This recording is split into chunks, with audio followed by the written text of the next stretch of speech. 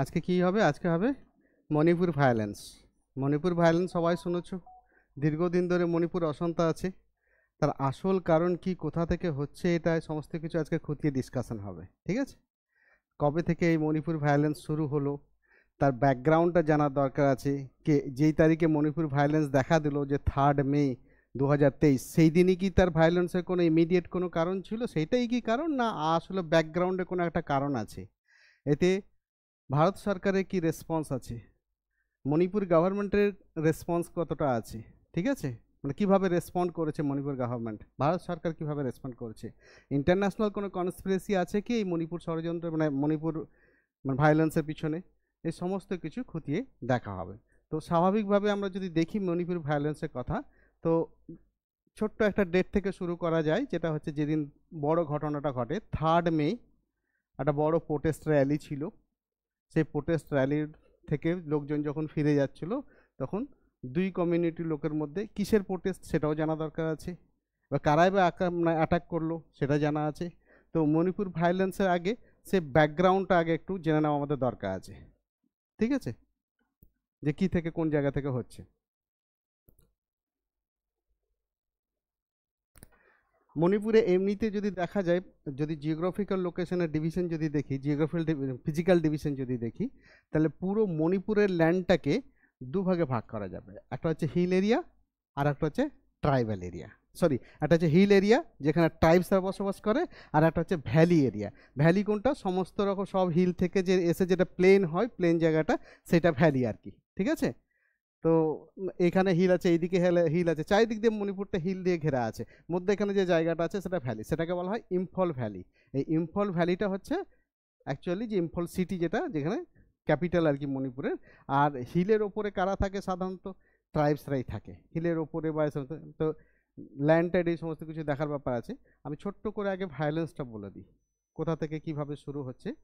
যে এই র্যালি থেকে মণিপুরের দুটো গ্রুপ আছে, মানে দুই ধরনের পিপল আর কি, যারা বলা যায় গ্রুপ বলতে না, যে জনগণের যদি কমিউনিটি যদি বলা হয়, একটা হচ্ছে মেইতাই কমিউনিটি, আর একটা হচ্ছে কুকি নাগা কমিউনিটি, বা কুকি মিজো কমিউনিটি বলা হয়, ঠিক আছে? কুকি জো কমিউনিটি, কুকি জো কমিউনিটি। নাগারাও আছে, কিন্তু তারা আছে নর্থের দিকে ওপরে, ওদের সঙ্গে সমস্যা নেই। তো ওরা অতটা, নাগাল্যান্ড যেহেতু ওপরে আছে, তো ওপর থেকে কিছুটা আছে, তো ওরা নাগাল্যান্ডের বর্ডারের সাইডে আছে, ওদের কোনো ইস্যু নেই এখানে। তো দুটো কমিউনিটির মধ্যে বড় এই লড়াইটা হচ্ছে, এইটা হচ্ছে মেইতাই কমিউনিটি, আর একটা হচ্ছে কুকো জো কুকি জো কমিউনিটি।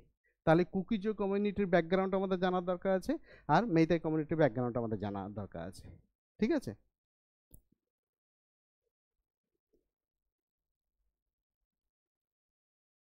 তো 3 মে এই দুটো কমিউনিটির মধ্যে লড়াই দেখা দিচ্ছে। 3 মে মেইতাই কমিউনিটি, যেটা হচ্ছে মেজরিটি আর কি, ওখানে অনেক সংখ্যক আছে এরা, আর কুকি কমিউনিটির মধ্যে।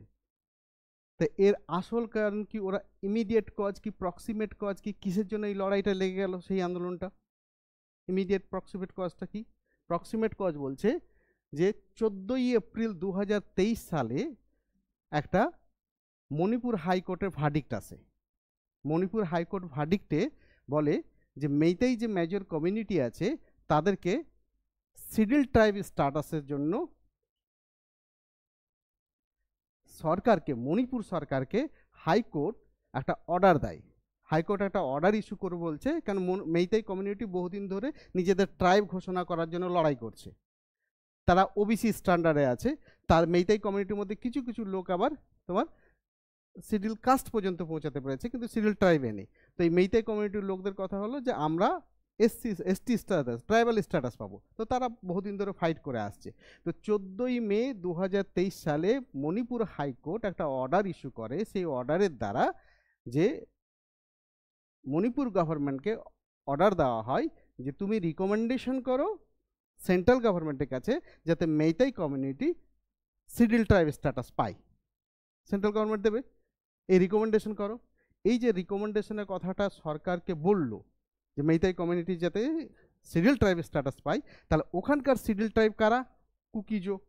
তো কুকিজোরা এরা কিন্তু রেগে গেল, ব্যাপারটা হাইকোর্টই অর্ডার দিল, এরা রেগে গেল।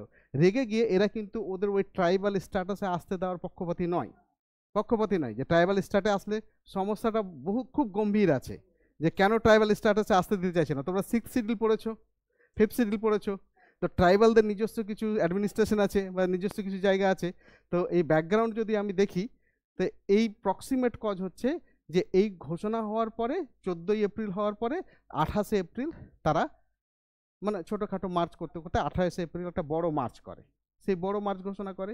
সেই 28শে এপ্রিল যেদিন মার্চ ঘোষণা করে, তো ছোটোখাটো এবার এই মার্চের বিরুদ্ধে মেইতাই কমিউনিটিও মার্চ করে, ঠিক আছে, আমরা এসটি স্ট্যাটাস নিয়েই ছাড়বো, শিডিউল ট্রাইব স্ট্যাটাস নিয়েই ছাড়বো, কমিউনিটি স্ট্যাটাস, এরকম এই করতে করতে দুজনের মধ্যে লড়াই লাগে। তো লড়াই শুধু ওটা একটা কারণ নয় যে ট্রাইবাল স্ট্যাটাস নাই, আসল জেনুইন কজটা দেখতে হবে যদি ব্যাকগ্রাউন্ডে যায় যে কিসের জন্য এই লড়াইটা লাগছে। তাহলে আমি এখানে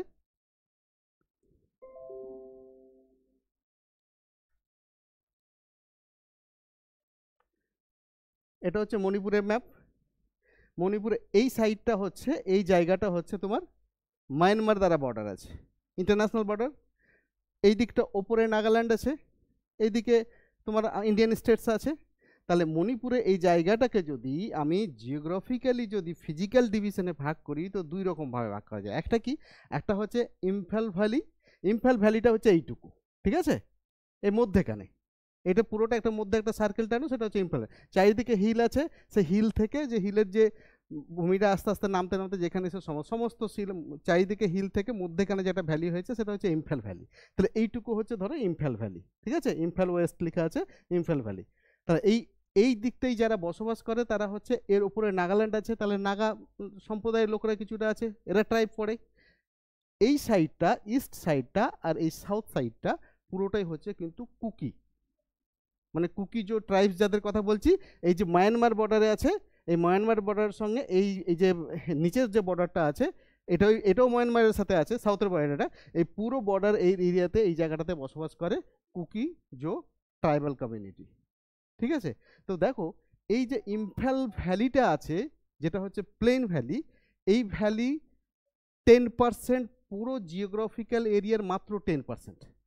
মণিপুরের যে জিওগ্রাফিক্যাল এরিয়া আছে তার মাত্র 10%, কিন্তু পপুলেশন হোল্ড করে 57%। বুঝতে পেরেছো? মণিপুরের 57% পপুলেশন এই 10% ল্যান্ডে থাকে। আর তার মধ্যে মজার ব্যাপার হচ্ছে যে এই 57% পপুলেশনের মধ্যে এই যে মেইতে মানে যেটা ভ্যালি আছে ইম্ফল ভ্যালিতে সব থেকে লার্জেস্ট পপুলেশন, মানে জনসংখ্যা যাদের আছে সব, মানে পুরো যেটা ডোমিনেটেড কার দ্বারা ডোমিনেটেড, সেটা মেইতাইদের দ্বারা ডোমিনেটেড, মেইতাই কমিউনিটির দ্বারা। তো মেইতাই কমিউনিটি ডোমিনেটেড, মেইতাই কমিউনিটির মধ্যে মেজরিটি হচ্ছে হিন্দু, মেইতাই কমিউনিটি, আর কিছু হচ্ছে মুসলিম লিমিটেড, ঠিক আছে, আর কিছু হচ্ছে মেইতের লোকাল একটা ট্রাইব মানে আছে ওদের সানা মাহিজিম, ঠিক আছে। ওরা ওই মেইতালে যেমন ট্রাইবটা থাকে না, তাদের ট্রাইব পুরোনো ট্রাইবটাকেই ফলো করে, লোকাল মেইতাই মানে পুরোটাই ফলো নেয়। তাহলে মেইতাইয়ের মধ্যে 3টে কমিউনিটি পেলাম, একটা পুরো ব্যাপক হচ্ছে পোর্শন হচ্ছে হিন্দু, লিমিটেড ছোট্ট একটু মুসলিম, আর তারপরে হলো সানা মাহিজিম যারা ওই মেইতের যে ট্রাইবাল যে কালচার আছে সেইটাকেই ফলো করে, ঠিক আছে। কি আছে, হ্যাঁ পরে সৌমেন পরে কথা বলবো, আগে শুনে নাও, কোনো ইস্যু থাকলে রেখে দাও, আজকে আমি পরে কথা বলছি, ঠিক আছে, পুরো বুঝিয়ে দিই আগে। হ্যাঁ, তো তাহলে এই জায়গাটা ভ্যালিটা হচ্ছে 10%। ল্যান্ডে ইম্ফল ভ্যালিতে 57% লোক বসবাস করে, আর 57% লোকের মধ্যে মেজরিটি হচ্ছে হিন্দু, আর লিমিটেড হচ্ছে খুব কম হচ্ছে মুসলিম, আর সামান্য পরিমাণে ওই সানামাইজিম যারা ওই মেইতাই কমিউনিটিটা ফলো করে, ঠিক আছে। আর এই যে ট্রাইবাল যে এই যে হিলগুলো যে এরিয়া আছে এটা 90% ল্যান্ড, এই 90% ল্যান্ড হিলি এরিয়াতে বসবাস করে কুকি জো আর এদিকে নাগারা, ঠিক আছে। তো তাদের সংখ্যা হচ্ছে 47%। এবার বলে রাখি মেইতাইদের স্ট্যাটাস হচ্ছে ওবিসি স্ট্যাটাস, মেইতাইরা ওবিসি স্ট্যাটাসে, আর মেইতাইরা কিছু কিছু ওদের মধ্যে আছে মেইতাইদের মধ্যে যারা সিরিয়াল কাস্টে পেয়েছে কিন্তু সিরিয়াল ট্রাইবে পৌঁছতে পারেনি। এরা এই যে ট্রাইবাল এরিয়া যেটা আছে, যে ট্রাইবাল হিলি এরিয়া আছে, এইটা কিন্তু হয়ে যাচ্ছে তোমার সিডিল ট্রাইব। কুকিজো হচ্ছে এরা হচ্ছে সিডিল ট্রাইবের মধ্যে পড়েছে। তাহলে সিডিল ট্রাইব হলে আমরা একটা ভালো বুঝতে পারছি ল্যান্ড নিয়ে একটা মণিপুর সরকারের 1960 সালে একটা মানে মানে ল্যান্ডের একটা আছে, মণিপুর ল্যান্ড রেভিনিউ রিফর্মসের একটা অ্যাক্ট আছে, যে অ্যাক্টের দ্বারা ট্রাইবালের কোনো ল্যান্ড কিন্তু নন ট্রাইবালকে ট্রান্সফার হবে না। বুঝতে পেরেছো? তাহলে ট্রাইবালের কোনো ল্যান্ড নন ট্রাইবালকে ট্রান্সফার করা যাবে না। তাহলে এই 10% লোক যারা মেজরিটি হিন্দু বা যারা এরা আছে পলিটিক্সে সব থেকে বড় পাওয়ার হোল্ড করে যারা, তারা কিন্তু এই ল্যান্ডগুলোর উপরে কোনোভাবে কন্ট্রোল করতে পারছে না। পারছে কি? ওগুলো সব ট্রাইবাল ল্যান্ড হয়ে থেকে যাচ্ছে, ট্রাইবাল ল্যান্ড হয়ে থেকে যাচ্ছে। তা এরা কিন্তু সেই ল্যান্ডে কন্ট্রোল করতে পারছে না। তো তারা কি করতে চাইছে পক্ষান্তরে? তারা বলছে যে আমাদের স্ট্যাটাসটা ভারতবর্ষ স্বাধীন হওয়ার আগে যে জায়গাতে আমরা ছিলাম সেইটাকে ফিরিয়ে দাও। মানে আমরা হারমোনি চাইছি, কমিউনাল হারমোনি চাইছি, সব রকম হারমোনি চাইছি, যে ওরাও ট্রাইব আছে আমাদেরও ট্রাইব করে দাও, তাহলে আমরা সমপরিমাণ সমানভাবে থাকবো আর কি। ঠিক আছে? ভারতবর্ষ স্বাধীন হওয়ার আগে যেমন আমরা যদি দেখি এর ব্যাকগ্রাউন্ডটা যদি দেখি, যে মেইতাইদের আলাদা একটা ছোট্টখাটো মানে রুলস অ্যান্ড রেগুলেশন ছিল, ঠিক আছে, ওদের নিজস্ব হেড ছিল, ক্ল্যান হেড ছিল। আর এই কমিউনিটিরই কুকিজেরও আলাদা কমিউনিটি ছিল, কেউ কারোর সঙ্গে বিবাদ দ্বন্দ্বতে জড়াতো না, এই হিলে থাকতো। হিলের মানুষরা সাধারণত খুব গরিব হয়, কোনো কিছু এরা বাইরের সঙ্গে সংস্পর্শ থাকে না, ওই ঘাসপাত যা খায় খেয়ে ওখানে বেঁচে থাকে, মানে খুব গরিব টাইপের আর কি, মানে সেলফ সাফিসিয়েন্ট, কোনো কিছুর সরকার টরকার উপর ডিপেন্ডেবল। কিন্তু ওরা খুব ইন্ডিপেন্ডেন্ট হয়, মানে কারোর সঙ্গে কারো কোনো কিছু এগুলো তাদের ইন্ডিপেন্ডেন্সতে আঘাত হানুক সেটা চাই না।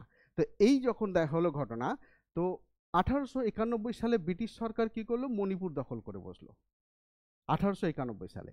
তো 1891 সালে মণিপুর যখন দখল করলো, প্রাইমারি আমরা ভ্যালিটাকেই ধরে নিই, হিলি আর ছোটোখাটো দুই একটা লোক কোথায় বসবাস করে তার জন্য কোথায় যাবে?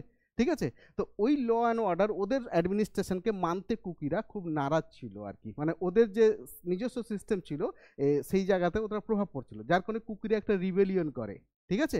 এই রিবেলিয়ন যে বিদ্রোহ করে ওঠে কুকিরা, সেই কুকি রিবেলিয়ন নামে পরিচিত। 1919 আর 1917 থেকে 1919, মানে গোটা বিশ্বে যখন ফার্স্ট ওয়ার্ল্ড ওয়ার চলছে, তো 1917 থেকে 1919 কিন্তু এরা কুকিরা রিবেলিয়ন করে কার? ব্রিটিশ সরকারের বিরুদ্ধে। আর ব্রিটিশ সরকারের বিরুদ্ধে রিবেলিয়ন করে তখন কুকিদের একদম ডাইরেক্ট মানে রিপ্রেসিভ, মানে একটা অত্যাচার করে সমস্ত কিছু করে দমন পীড়ন নীতি অবলম্বন করে পুরো কুকি সংস্থা পুরোটাই এবার কিন্তু ব্রিটিশ সরকারের আন্ডারে একদম ল অ্যান্ড অর্ডারে সব চলে আসে। তাহলে ট্রাইবালেও কেউ বেঁচে থাকলো না, সবাই ট্রাইবেল কেউ হিল এরিয়াতে বেঁচে থাকলো না, পুরোটাই ব্রিটিশের কন্ট্রোলে চলে আসলো। যে পুরোই যখন ব্রিটিশের কন্ট্রোলে সব চলে আসলো, সব সেই হিসাবে সেই রিবেলিয়ন মানে দমন করে দেওয়ার পরে, তারপরে ভারত যখন স্বাধীন হলো 1947 সালে 15ই আগস্ট, তখন তো ভারতকে বলা ছিল কিছু প্রিন্সিপাল, কিন্তু এটা তো কোনো জায়গাতে কিছুর মধ্যে আসছিল না। তো তারপরে হঠাৎ করে ভারতের সঙ্গে জয়েন করলো 1949 সালে এসে। মণিপুর ভারতের অঙ্গ হয়ে দাঁড়ালো 1949। মণিপুর যখন ভারতের অঙ্গ 1949 সালে হলো, তার আগে কিন্তু দুজনদের সমান স্ট্যাটাস ছিল, কে কোন ল্যান্ডে বসবে কিছু নয়। যেহেতু প্লেন ভ্যালিটাতে, ইম্ফল ভ্যালিটাতে অনেক সুযোগ সুবিধা আছে, ওটা ক্যাপিটাল সেখানকার, তো বড় বড় লোকরা সেখানেই সেটেল হবে, কেন যাবে হিলে এই জায়গাগুলোতে? ঠিক আছে? তো কিন্তু ল্যান্ডের যখন ব্যাপারটা আসছে, যে এটা 10% ল্যান্ড, 50% লোক বসবাস করছে, আর ওই জায়গাগুলো তাদেরই থেকে যাচ্ছে। এই যে ভারত সরকারে যখন জয়েন করলো, তখন এরা কি একটা প্রোটেক্টেড স্ট্যাটাস পেল, কি ট্রাইবাল প্রোটেক্টেড স্ট্যাটাস, সেটা আমরা বলেছি 6 শিডিউলে একটা থাকে, যে ট্রাইবাল প্রোটেক্টেড স্ট্যাটাস যখন পেলো, ট্রাইবরা যে কুকিজো ট্রাইবরা একটা প্রোটেক্টেড স্ট্যাটাস পেয়ে গেল। এই প্রোটেক্টেড স্ট্যাটাস পেয়ে যাওয়ার পরে তখন এই যে প্লেন যে জায়গাগুলো আছে, এদের সাধারণত দরকার পড়তো না সেই জায়গাগুলো। তো আস্তে আস্তে কনফ্লিক্টটা হতে কি লাগলো, যখন জনসংখ্যা যদি ট্রাইবসদের বেশি বেড়ে যায়, পয়সাতে এরা যতই সমৃদ্ধ থাকে না কেন, ভোট পলিটিক্সকে তারাই কন্ট্রোল করতে শিখবে। হ্যাঁ? আর এই কুকিজো কমিউনিটি হচ্ছে খ্রিশ্চান কমিউনিটি, তাহলে ওটা হিন্দু কমিউনিটি মেইতাইরা, আর এটা হচ্ছে খ্রিশ্চান কমিউনিটি। তাহলে এইখান থেকে এইবার এই বলছে যে 1949 সালের আগে যে স্ট্যাটাস ছিল, আমাদের এসটি করে দাও, আমরা সবাই একই রকম থাকবো, সবাই এরকম। এটাকে কুকিজো কমিউনিটি কিভাবে দেখছে, যে ওরা যদি ট্রাইবস হয়ে যায়, এটা ট্রাইবাল তো এটা বাহানা মাত্র ওদের কাছে কথা, যে ট্রাইবালের কমিউনিটির নাম দিয়ে ওরা তো আমাদের ল্যান্ড হারাপের চেষ্টা করছে, ল্যান্ডটাকে দখল নেওয়ার চেষ্টা করছে, ট্রাইবাল ল্যান্ডকে, তাই না? যে আমাদের ল্যান্ডে এসে একের পর এক ঢুকতে শুরু করবে, সব কিছু করবে, আমাদের নিজস্ব কিছু থাকবে না, এই জিনিসটা। কিন্তু সাথে আরেকটা মানে মজার বিষয়, যে ওদের ল্যান্ডে তো কেউ যেতে পারছে না, কিন্তু এই সমস্ত লোকগুলো যারা বড় পয়সাওয়ালা, সমস্ত কিছু সব দিক থেকে সমৃদ্ধ হয়ে যাচ্ছে ট্রাইবাল এরিয়ার, তারা কিন্তু তাদের এরিয়াতে থাকছে না, তারা তাদের এরিয়াতে আর থাকছে না। কেন থাকছে না? যে ওখানে রাস্তা নেই, ঘাট নেই, জল নেই, মানে কোনো কিছু নেই, সরকারি কোনো হিল এরিয়াতে কি অ্যাডমি দেবে, কোথায়? এখানে 5টা বাড়ি আছে, ওখানে 10টা বাড়ি আছে, এখানে 10টা বাড়ি আছে, তাদের জন্য তো সরকারি কোনো ফেসিলিটি হবে না। আর সবাই যখন একটু পয়সা করে বা একটু গ্রোথ করে, তখন সবাই একটু সিভিলাইজ যখন মোর হতে চায় ট্রাইবস থেকে, একটু তখন ভাবে যে আমি সিটিতে বসবাস করব, সিটিতে বসবাস আমার ছেলে মেয়ে ভালো পড়বে, ভালো জায়গায় থাকবে। তাহলে কি হলো, ল্যান্ডে প্রেশার বেড়ে গেল, এই 10% ল্যান্ডটাতে প্রেসার বেড়ে গেল, চারিদিক থেকে সমস্ত যারা আস্তে আস্তে বড় হচ্ছে সবাই হচ্ছে, এই যে 10% ভ্যালি আছে, ভ্যালির ওপরে প্রেসার বেড়ে যাচ্ছে পপুলেশনে, সেই পপুলেশন এসে ওরা বলছে যে আমাদের ইচ্ছে নেই আমাদের হিল ছেড়ে আসার, আসছি কিসের জন্য, রাস্তা নাই, হসপিটাল নেই, কোনো সরকারি সুযোগ সুবিধা নেই, আলো নেই, কিছু নেই, তো এখানে আসছি আমরা আমাদের পরিবার সবাইকে মানুষ করব ঠিক করে, ঠিক আছে। তো ওদের কাছে তো অ্যাক্সেস থেকে গেল এই 10% ল্যান্ডে, কিন্তু এই বাকি লোকের তো অ্যাক্সেস থাকছে না 90% ল্যান্ডে। তা দিনের পর দিন যদি ওখানকার যে সমৃদ্ধ লোকগুলো যখন এখানে এসে ঢুকে পড়বে, ঢুকে পড়েছে, অনেকে ঢুকেছে, তাহলে ইন ডেঞ্জার কারা হচ্ছে, এই মেইতাই কমিউনিটিটা। তো মেইতাই কমিউনিটি যখন ইন ডেঞ্জার হচ্ছে, তখন মেইতাই কমিউনিটি বলছে যে আমাদের ট্রাইবাল স্ট্যাটাস দিয়ে দিন, আমাদের ট্রাইবাল স্ট্যাটাস দিয়ে দিলে আমরা মোটামুটি একই রকমভাবে মিলেমিশে থেকে যাব, অসুবিধা হবে না। এই ট্রাইবাল স্ট্যাটাস দেওয়ার জন্য বিরোধ করছে কে, কুকিজো কমিউনিটি।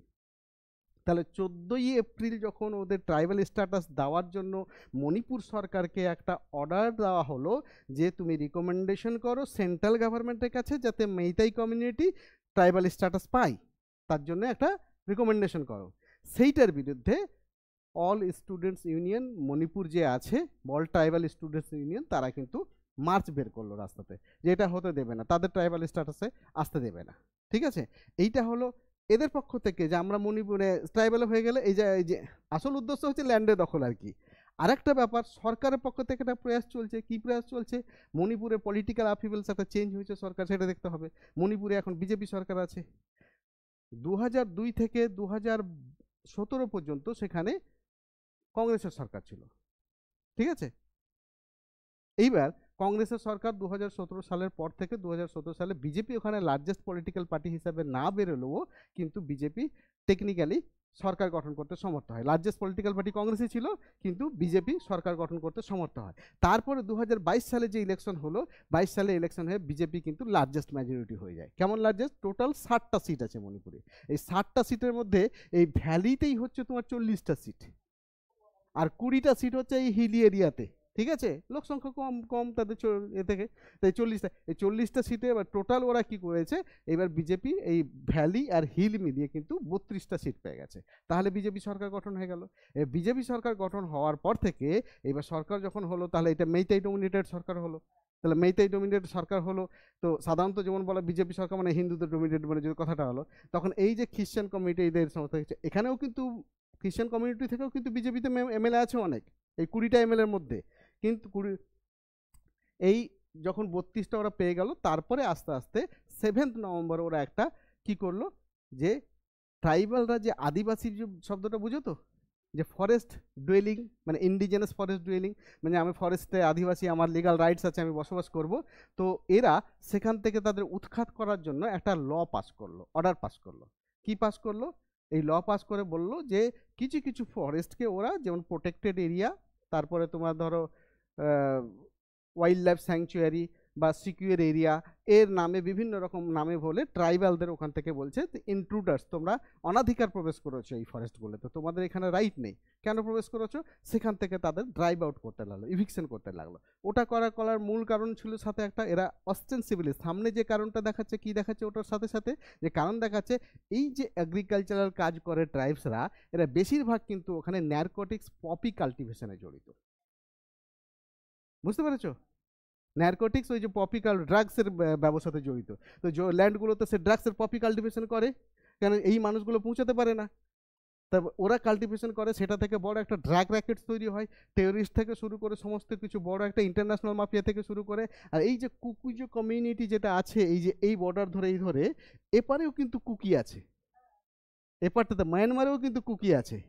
এই কুকি আর এই কুকি মিলে দীর্ঘদিন ধরে একটা লড়াই করছে যে তারা ইন্ডিপেন্ডেন্ট একটা নিজস্ব স্টেট তৈরি করবে। বুঝতে পেরেছো? তাই এরা অনেক রেভলিউশনারি গ্রুপ আছে, অনেক টেররিস্ট গ্রুপ আছে, কুকি ন্যাশনাল আর্মি আছে, জমি রেভলিউশনারি আর্মি আছে। তো এরা অনেক 25টার থেকে বেশি এরকম গ্রুপ আছে যারা হাতে বন্দুক নিয়ে ঘুরে বেড়ায়, ঠিক আছে। তো স্বাভাবিকভাবে এই যে ইম্ফল ভ্যালির যে লোকজন আছে, তারা তো সিভিলাইজড লোক, তাদের কাছে তো গুলি বন্দুক নেই, তারা তো ল অ্যান্ড অর্ডার দ্বারা, পুলিশ টুলিশ সমস্ত কিছু দ্বারা চলে। এই বর্ডারটাকে গার্ড করে কে? Assam rifle. Assam rifle, Assam rifle নাম শুনে মনে করবে না যে আসাম রাইফেল হচ্ছে যে আসামের পুলিশ। আসাম রাইফেল হচ্ছে প্যারামিলিটারি ফোর্সেস ভারত সরকারের। তার দায়িত্ব হচ্ছে যে নর্থ ইস্টের যে বর্ডার আছে আর নর্থ ইস্টের ল অ্যান্ড অর্ডার সমস্ত কিছুতে একটা মানে কন্ট্রোল করা আর কি। যখন যেটা দরকার পড়বে তখন কন্ট্রোলের জন্য সে তাদের ইউজ করবে। আর সাধারণত সেই নর্থ ইস্টের বর্ডারগুলো গার্ড করে। তাহলে এরা এই জায়গাতে বর্ডার গার্ড করছে এই সমস্ত কিছু আসাম রাইফেল। এই আসাম রাইফেল আবার এই মেইতাই কমিউনিটি বলছে যে ওরা কুকিদের সঙ্গে মিলে আছে। কেমন মিলে আছে?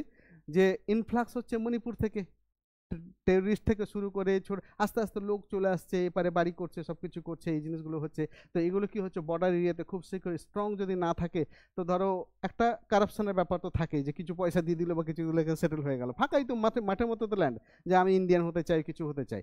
তো এই কমিউনিটি যে প্রেজেন্ট যে সরকার আছে সেই সরকারও বলছে যে আসাম রাইফেল ঠিকঠাকভাবে কাজ করছে না, আসাম রাইফেল কুকিদের ফেভার করছে। যদিও কুকি একটা বড় ধরনের শুধু শুধু এই ভারতে বসবাস করছে তাই নয়, কুকি বার্মাল্যান্ড মানে মায়ানমার প্লাস ইন্ডিয়ার যে এই জায়গাতে যে আছে মণিপুরে আছে, তারা নিজস্ব একটা ষড়যন্ত্র করে বহুদিন আগে থেকে যে একটা ইন্ডিপেন্ডেন্ট স্টেট তৈরি করার প্ল্যান করছে এবং হাতে অস্ত্র তুলেছে। এরকম মোর দ্যান 25 ইনসার্জেন্ট গ্রুপস আছে, যাদের সঙ্গে ভারত সরকারের 2008 সালে কিন্তু একটা চুক্তি হয়।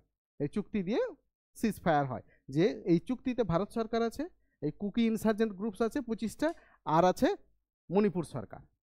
ঠিক আছে? তাহলে 7ই নভেম্বর যখন মণিপুর সরকার ওই ল করে ফরেস্ট থেকে এদের ইভিকশন করতে লাগলো, উঠিয়ে দিতে লাগলো, তখন এরা দেখছে যে এটা আমাদের উপরে তো বিশাল বড় আঘাত, ট্রাইবাল ল্যান্ড আমাদের কাছ থেকে ছুটে যাচ্ছে।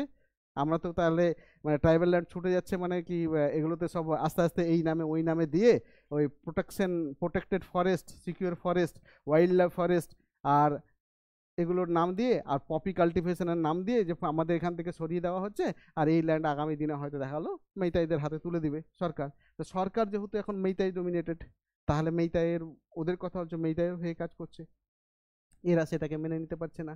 এরা বলছে, সরকার বলছে, মণিপুর যে সরকারের স্ট্যাটাস কি আছে, যে আমরা যে ফরেস্ট রেভিনিউ যে আছে, ফরেস্টে এত বড় বড় গাছ আছে, সেগুলো কি চোরাচালান করে, সব কিছু করে, এত গাছ আছে মানে, আর ফরেস্টের যে রেভিনিউ এর সোর্স যেগুলো আছে সেগুলোকে এই লোকগুলো অ্যাক্সেস করতে দেয় না, চুরি করে বদমাশি করে সব কিছু এই ট্রাইবাল কমিউনিটি মানে সরিয়ে দিচ্ছে, এরা করতে পারছে না। তো ফরেস্ট রেভিনিউকে ওরা জেনারেট করতে চাইছে, আর ফরেস্টকে পপি কাল্টিভেশন থেকে, হিলি এরিয়াসকে পপি কাল্টিভেশন থেকে, নারকোটিক্স থেকে মুক্ত করতে চাইছে। আর তার জন্য যে না কী কী কোন কোন ফরেস্ট সিকিউর, কোনটা ওয়াইল্ড লাইফ, এখানে মানুষের এই ফরেস্টগুলোতে যারা বসবাস করছে তারা ডিক্লারেশন দিচ্ছে 2007 সালের পর থেকে, যে তুমি এটা অনাধিকার প্রবেশ করেছো, তোমার এখানে বসবাস করার কথাই ছিল না, এটা তোমার ইন্ডিজেনাসে পড়ছে না, তুমি দূরে আরও যেটা হিলি এরিয়া আছে সেগুলো আরও পেছনের দিকে যাও। ঠিক আছে? এই করে করে ওদের সরানো হচ্ছে। তো এই সরানো হচ্ছে, তখন তারা সেখান থেকে অ্যাগ্রেসিভ হচ্ছে কুকিরা, যে এটা আমাদের কোনো রকমে আমাদের ল্যান্ডটাকে দখল করে নেওয়ার চেষ্টা করছে। কিন্তু সরকার বলছে তোমরা দখল করেছো এই ল্যান্ডটা, এটা তোমাদের ল্যান্ডই ছিল না। ঠিক আছে?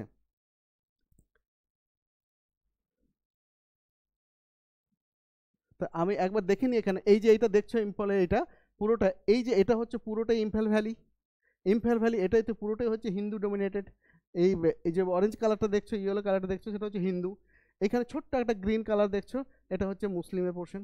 আর যে এই যে হিল রিজন দেখছো, এই হিল রিজনগুলোতে এরা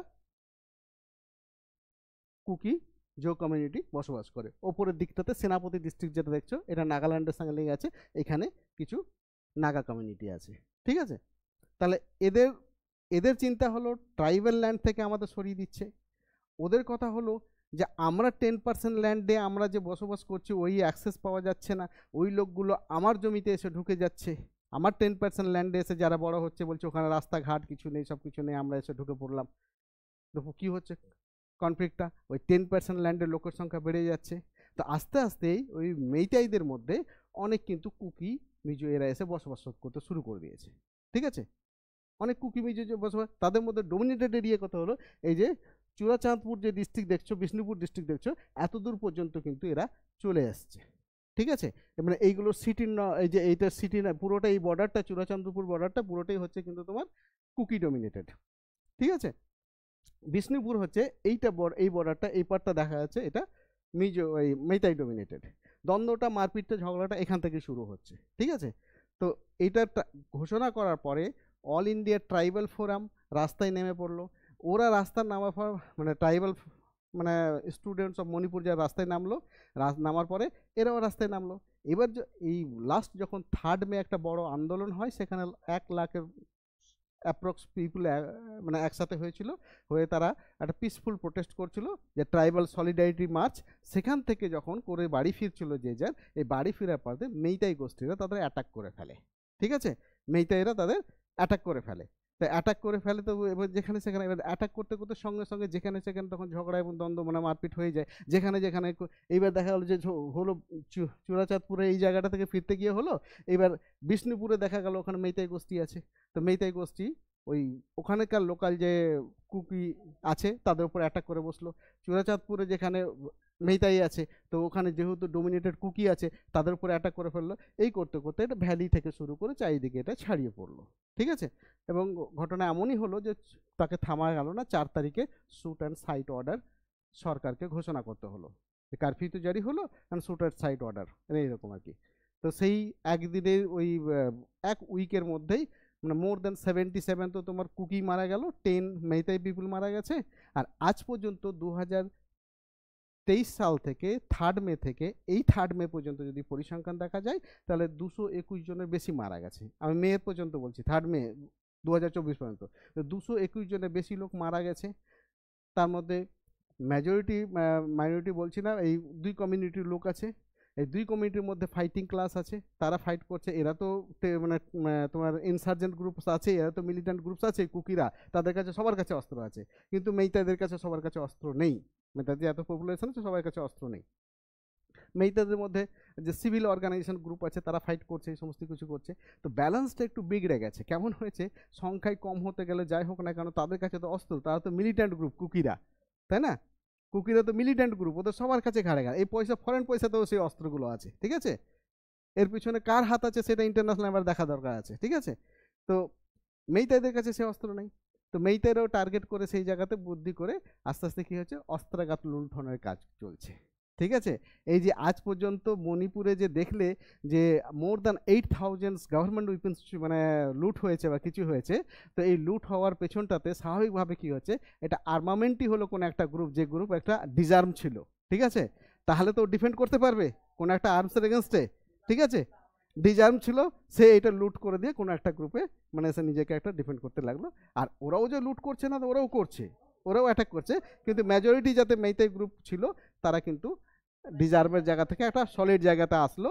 আর সরকার তো তোমার ধরো তুমি দেখতে পাচ্ছ যে এইখানে 40টা আর এখানে বাইরে কতটা সিট, 20টা, 32টা সরকার বিজেপি। কুকি লোক বলছে যে মণিপুর যে সরকার আছে এখন, সে সরকার মেইতাই গোষ্ঠীকে ফেভার করছে, আমাদের ট্রাইবাল গোষ্ঠীকে ফেভার করছে না। যদিও এই ট্রাইবাল গোষ্ঠীর মধ্যে অনেক এমএলএ আছে, এবং শুধু আছেই নাই, এই ঘটনার কিছুদিন পরে একজন ট্রাইবাল এমএলএ সেক্রেটারিয়েট থেকে ফিরছিল ইম্ফল ভ্যালি থেকে, ফিরতে গিয়ে ওর যে সিকিউরিটি গার্ড ছিল সে তো মারাই গেছে, এই কোনো রকমের প্রাণে বেঁচেছে। এমএলএও কোনো রকমের, সেও বিজেপির এমএলএ, সেও আবার বিজেপির এমএলএ।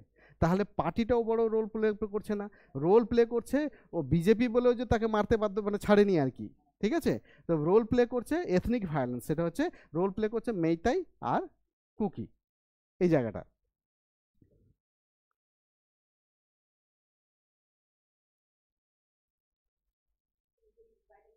এখানে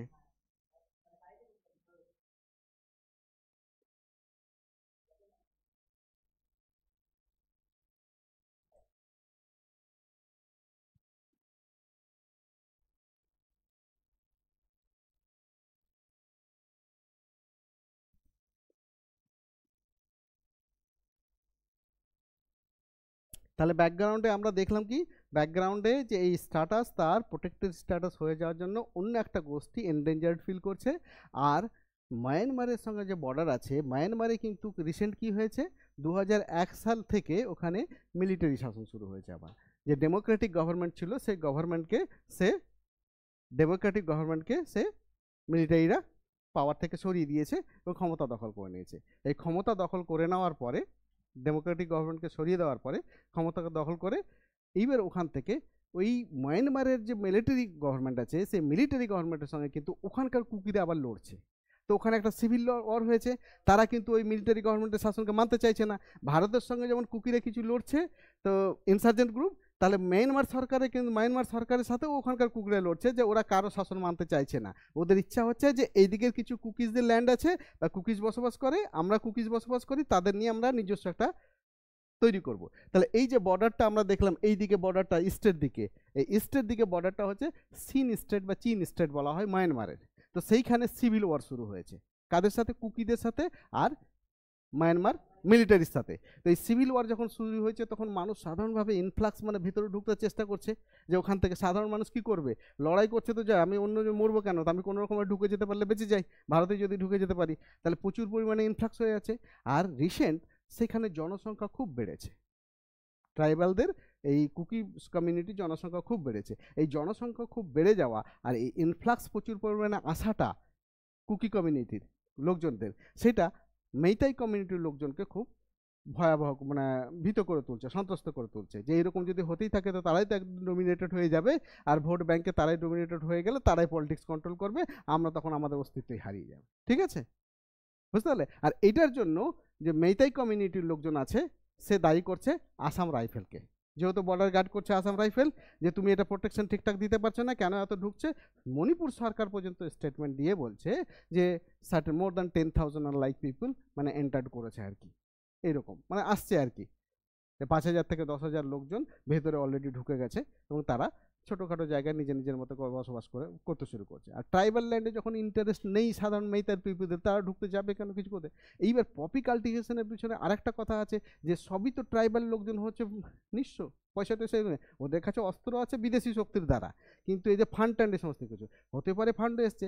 এইবার ওখানকার কিছু স্কলার যারা বিদ্বজন ব্যক্তি ভাবছে যে এই টাকাটা ওখানে যে পপি কাল্টিভেশন হচ্ছে তার টাকা এই প্লেনে যারা বসবাস করে তারাই টাকা দেয় এবং তাদেরকে দিয়েই পপি কাল্টিভেশন করায়। মানে হিন্দি কমিউনিটির লোকই হোক বা ওদেরই কমিউনিটির কোনো লোক হোক যারা এখানে বসে আছে ইম্ফল ভ্যালিতে, তারাই টাকা দেয় দিয়ে ওখানে পপি কাল্টিভেশন করায়। আর একটা ইন্টারন্যাশনাল চক্র একটা বড় হতে পারে যারা সাপোর্ট করে, তারাই টাকা তোমরা সেলফ জেনারেটেড করো।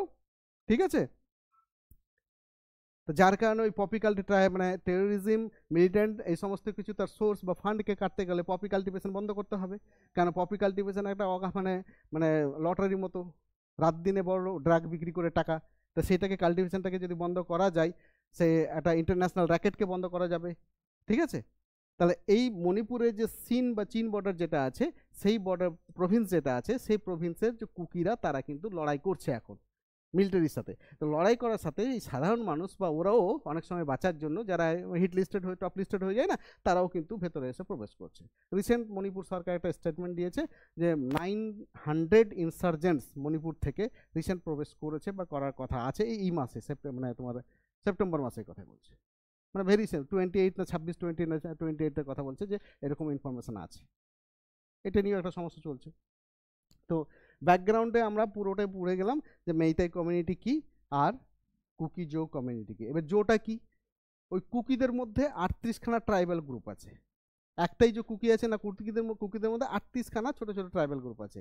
তাদের মধ্যে আবার কুকিদেরকে মেইতাইরা কি চোখে থাকে, ওরা ফরেন অরিজিন চোখে থাকে, যে ওরা ওপার থেকেই এসছে, ওরা এনক্রোচ করেই এসছে ওপার থেকে কুকিরা, এটা তোদের মাদারল্যান্ড ছিল না, এই মাদারল্যান্ড আমাদেরই, মানে মেইতাইদেরই মাদারল্যান্ড।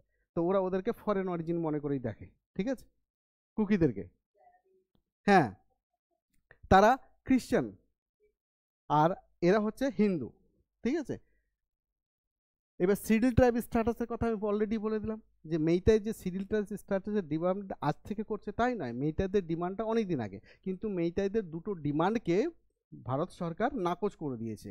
দুবারই পাঠানো হয়েছিল ভারত সরকার, 1982 সালে আর 2002 সালে, দুবারই যে তাদের শিডিউল ট্রাইবস স্ট্যাটাস দেওয়া যাবে না, সেটাকে নাকচ করে দিয়েছে। 2012 সাল থেকে তারা আবার কিন্তু আন্দোলন করছে মেইতাইরা নতুন করে।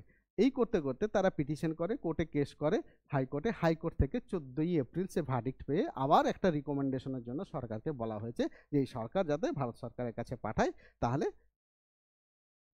তারা যাতে পাওয়ার বন্দোবস্ত হয় মেইতাই কমিউনিটি, সেটার জন্য কিন্তু হাইকোর্ট যে রায়টা দিয়েছে সেইখান থেকে আসল দ্বন্দ্বটা শুরু হয়েছে। অল মণিপুর ট্রাইবাল কমিউনিটি সেটাকে অ্যাকসেপ্ট করতে পারছে না, তারা রাস্তায় নামছে। রাস্তায় নেমে তারা এবং মণিপুর সরকারের যে সেই লটা আছে, যেটা আগে কি ছিল 1960 সালে Manipur land revenue and reforms অ্যাক্টে, যে ট্রাইবাল কোনো ল্যান্ডকে নন ট্রাইবাল কিনতে পারবে না, কিন্তু এক্সেপশনাল কেস দেওয়া ছিল, কি হয়েছে?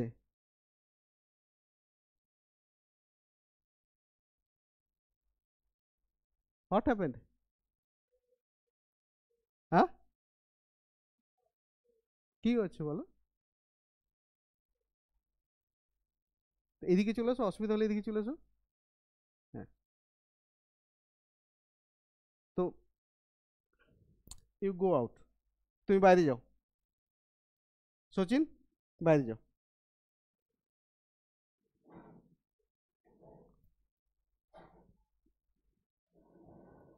এই সিডিল ট্রাইব স্ট্যাটাসটা, এই সিডিল ট্রাইব স্ট্যাটাসটা তোমার এরা 2012 সালে সিডিল স্টার থেকে আবার চাইছিল 2014তে এসে, এইবার এটা যখন পেলো, পাওয়ার পরে তখন কিন্তু এটা ওদের কাছে বড় অ্যাজিটেশন হলো। অ্যাজিটেশন করছে, করতে করতে একটা মারপিট শুরু হয়ে এই মারপিট এখনো থামছে না, কোনো মতেই থামছে না। তো কথা হচ্ছে যে একটা সরকার কেন কন্ট্রোল করতে পারছে না? যে একটা সরকার, সরকার তো আছে সেখানে, এই মারপিটটা কেন? ওখানে তো ট্রাইবাল কমিউনিটির মধ্যেও তো তোমার আছে, বিজেপি এমএলএ আছে। হ্যাঁ, ট্রাইবাল যে এরিয়াটা আছে সেই এরিয়ার মধ্যেও তো বিজেপি এমএলএ আছে, সেই বিজেপি এমএলকেই তো মারার জন্য উদ্যত হয়ে যাচ্ছে। তাহলে এইটা কমিউনিটি ভায়োলেন্স, কমিউনাল ভায়োলেন্সটা এমন একটা জায়গায় পৌঁছেছে যে আর সরকারও কিন্তু সেই জায়গাতে বিজেপি বলে কন্ট্রোল করতে পারছে না, কিন্তু সরকারটা মেজরিটি মেইটাই ডমিনেটেড আছে। তো এই কুকি কমিউনিটি বলছে যে এরা ওকে ফেভার করছে, আর কুকি এই মণিপুর সরকার আর মেইতাই কমিউনিটি বলছে যে যে আসাম রাইফেল যে আছে এটা কুকিদের ফলো করছে। কিছু কিছু ক্ষেত্রে এরকম হয়েছে যে মণিপুর পুলিশ ওদের এগেনস্টে আসাম রাইফেলে কিছু পার্সোনাল এগেনস্টে কেস পর্যন্ত, এফআইআর পর্যন্ত করেছে। হ্যাঁ, আসাম রাইফেলে কেন কেস করেছে? যে ওরা যখন ওই কোনো মিলিট্যান্টকে ধরতে যায় কুকির এসে, তখন তারা বাধা টাধা দিয়েছে নাকি এরকম বলে একটা কেস ফাইল করেছে। বাধা মানে কি, কোনো রকমভাবে প্রোটেকশন, সিকিউরিটি, এই সমস্ত কিছু এগুলোর জন্য, মানে এই জিনিসের জন্য, তো ওরা কেস পর্যন্ত ফাইল করেছে এরকম। তো এইরকম একটা দ্বন্দ্ব উঠে গেছে। তো আসাম রাইফেলকে ভালো চোখে মেইতাই কমিউনিটির লোকেরা দেখে না, একদম দেখে না, আর মণিপুর সরকারও দেখতে পাচ্ছে না। এইবার মণিপুর পুলিশকে কুকি কমিউনিটির লোকরা একদম দেখতে পাচ্ছে না। মণিপুর পুলিশ যদিও ওটা মণিপুরেরই, কিন্তু কুকি কমিউনিটি বলছে যে মণিপুর পুলিশ পুরোটাই ওদেরই কাজ করছে। ঠিক আছে, এই সিডিউল ট্রাইব স্ট্যাটাসটা এখানে গেল। পলিটিক্যাল ব্যাকগ্রাউন্ডে অলরেডি আমি বলেই ফেলেছি যে পলিটিক্যাল ব্যাকগ্রাউন্ড যদি দেখা যায়, সরকার কিভাবে আসলো। কংগ্রেসের পরে 2022 সালে কংগ্রেস 2017 পর্যন্ত, 2002 থেকে 17 পর্যন্ত থাকলো। হ্যাঁ, 17 পর্যন্ত থাকলো।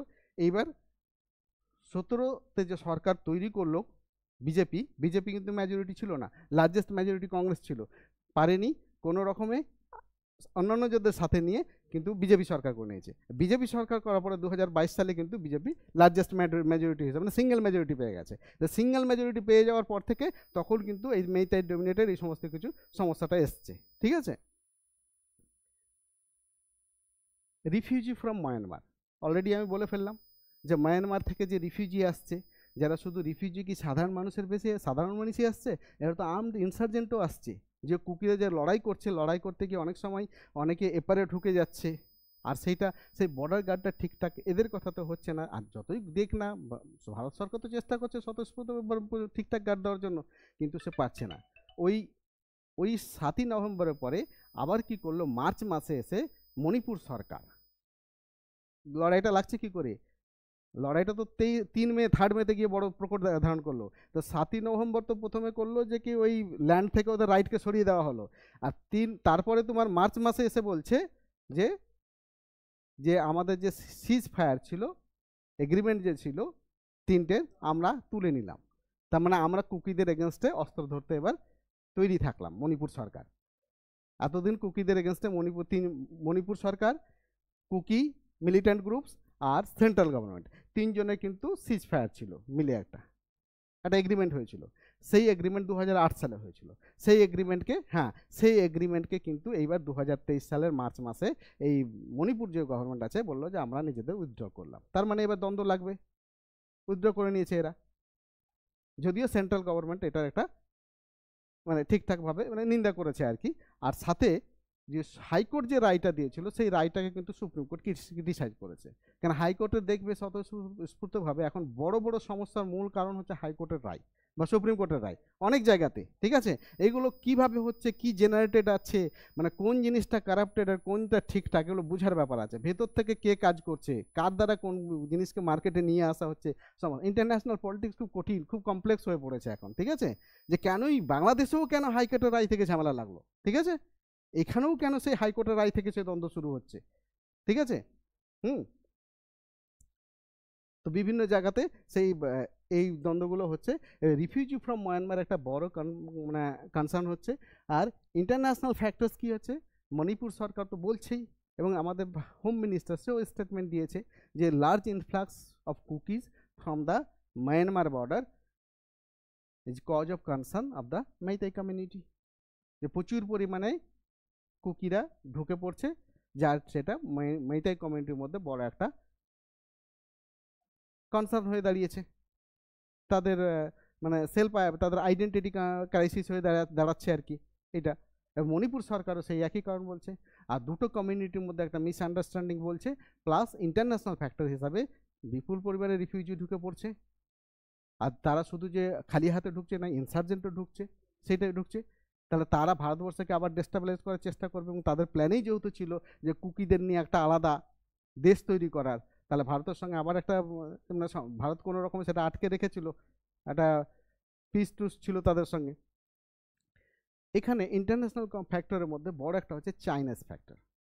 চাইনিজ ফ্যাক্টর কি, এই কমিউনিটিকে প্রথম থেকে সাপোর্ট করে আসে কিন্তু চাইনিজ।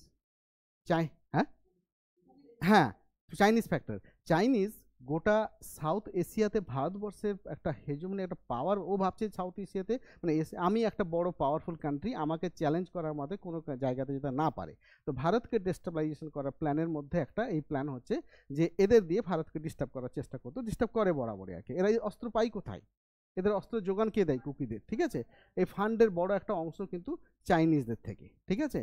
এবং তারা চাইনিজ ফান্ডে মানে প্রভাবিত হয়ে, এবার সবচেয়ে বড় কথা মজার বিপদ, যেটা কোনো বইয়ে লিখবে না, কোনো জায়গাতে পাবে না, চাইনিজদের তো নিজস্ব কালচার আছে, দে আর নট খ্রিশ্চান। তাহলে এই কমিউনিটি পুরোটাই হচ্ছে Christian, they are not Hindu. এটা ভাবার বিষয়। তাহলে এদের সঙ্গে যদি আমেরিকার কোনো যোগ না থাকে, আজ পর্যন্ত কেউ দেখাতে পারছে না, কত পরিষ্কার আছে। তাহলে এই কমিউনিটি, খ্রিশ্চান কমিউনিটি গোটা ওয়ার্ল্ডে বাড়ানোর জন্য কে প্রয়াস করছে, একমাত্র আমেরিকাই, তাই না, গোটা বিশ্বে। তাহলে এরা সবাই খ্রিশ্চান কুকিরা, অথচ অস্ত্র দিচ্ছে ওখান থেকে, ও সাপোর্ট করছে। তাহলে এই খ্রিশ্চান কমিউনিটি, তাহলে চাইনিজ তো বলবে যে অস্ত্র আমি দিচ্ছি, তোমরা তো আমাদের মানে মঙ্গলের ব্রিড আছো, আমাদের সঙ্গে দেখতেও মিল আছে, সব কিছু আছে, তা আমাদের রিলিজিয়নে চলে এসো। তো সেটা তো না। তাহলে এর ওপরে বড় প্রভাব এই খ্রিশ্চান কমিউনিটির কোথা থেকে আসছে? তাহলে খ্রিশ্চান কমিউনিটি কেউ তো ওদের ট্রাইবালদের খ্রিশ্চান করেছে। আমাদের এখানে আশেপাশে দেখি না ট্রাইবালরা খ্রিশ্চান হচ্ছে। তাহলে খ্রিশ্চানকে আমার এখানে আমাদের মাদার টেরিজা ছিলেন, ঠিক আছে। তো মানে গোটা পশ্চিমবঙ্গে মানে সবাইকে মানে সেই জায়গাতে মানে দয়া আর সাগর হিসাবে সব কিছু দেখানোর জন্য যে আমরা মানে, কিন্তু পক্ষান্তরে কি হতো, দেখতে একরকম লাগে। আমি একবার বলেছি, অ্যাপিয়ারেন্স ইজ নট রিয়েলিটি। বাইরে যেটা দেখা যায় ভেতরে সেটা কিন্তু। এখন কি হচ্ছে, একটা ট্রাইবাল আমাদের খ্রিস্টান হয়ে যাচ্ছে, খেতে পায় না। এটা হয়েছে মুঘল পিরিয়ডের সময় হয়েছে।